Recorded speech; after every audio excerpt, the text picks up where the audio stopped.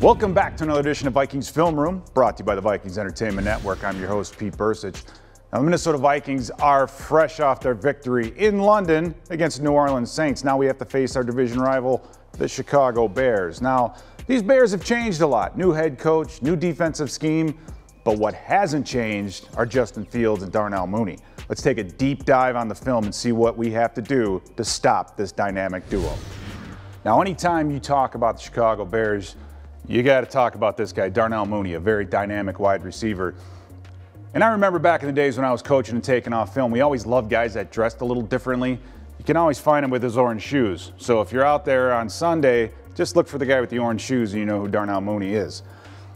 You have to be prudent when you blitz. You have to be very, very prudent with what you're going to do with this guy in every single play. And in this case, you're going to see the New York Giants decide to send 5.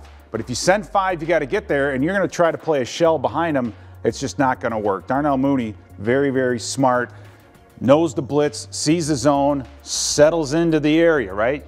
Settle in zone, running man-to-man, perfect route. Fields is looking right at him. Easy throw and catch. You have to account for Darnell Mooney at all times. Now, Darnell Mooney is also an unbelievable route runner. Watch him down here at the bottom and what he does against this cornerback. You see the relationship. He's coming up the field just a little bit inside. He moves himself inside, knows when that corner is going to turn around, and by the time he gets himself square, Mooney's already outside with the reception. He's very, very good at those deep out routes. Now, Darnell Mooney can also fly. Take a look at how far off this cornerback's playing. That'll be important in a minute. The other guy you need to see is Equanimeous St. Brown, who's down here at the bottom.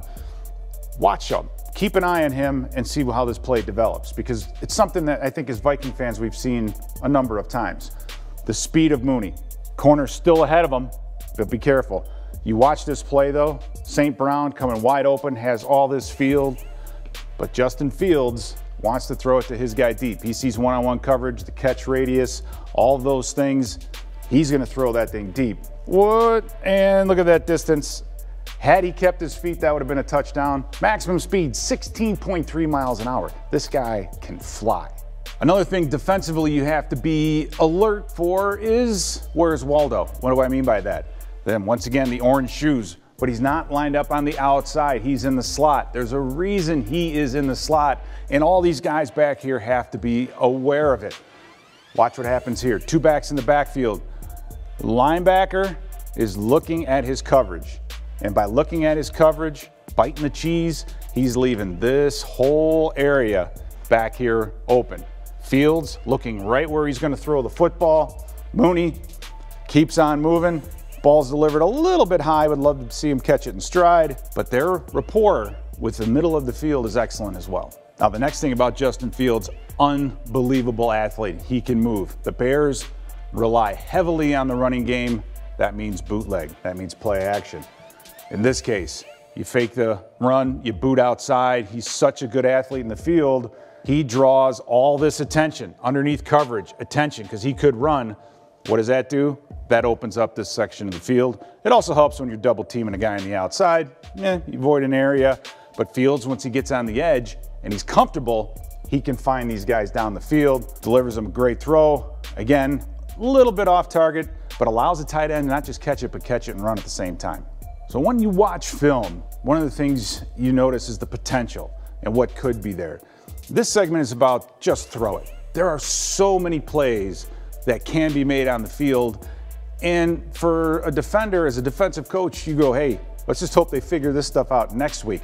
But here's a couple of examples of what I'm talking about. Red zone, right? Again, the play action, getting your guy rolled out on the outside. You have one wide receiver who's 5 yards outside of any defender. And oh, by the way, you also have a route right here, just squatting. This is wide open in the NFL. Fields can pick 1 or 2, but he decides with a little pressure in his face, I'm just going to pull this thing down and try to run. It ends up being a lost yardage play in the red zone. Can't let that happen. Now, if you remember what I said earlier in class, I was talking about where's Waldo. Orange shoes, where's he lined up? Well, he's not on the outside. There's a tight end, I believe, out here. Take notice. Why do you think Darnell Mooney's in the middle of the field? To attack the middle of the field.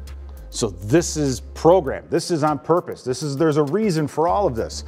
You'll see Mooney going up the slot, and when Fields gets to the top of his drop, this corner, or this safety, is looking this way. There is a huge hole in the middle of his defense. There's no way that this safety who's looking this way could turn and run with Mooney down the seam.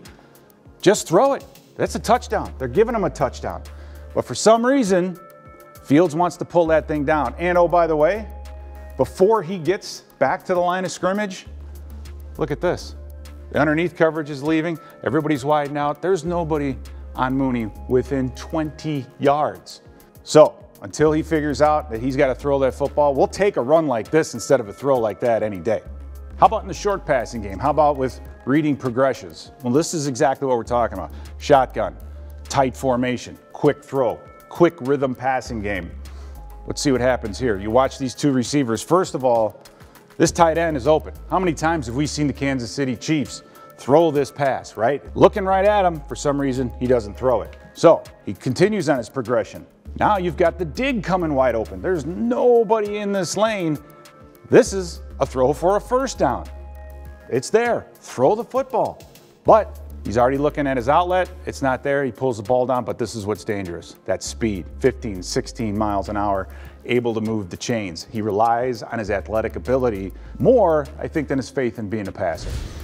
So overall, with the Chicago Bears offense, you have to stop the running game. They depend on it. And if you stop the running game, then you can deal with the boots and the play actions. However, you have to account for the athleticism of Darnell Mooney. This guy is a beast, and Fields knows how to find him.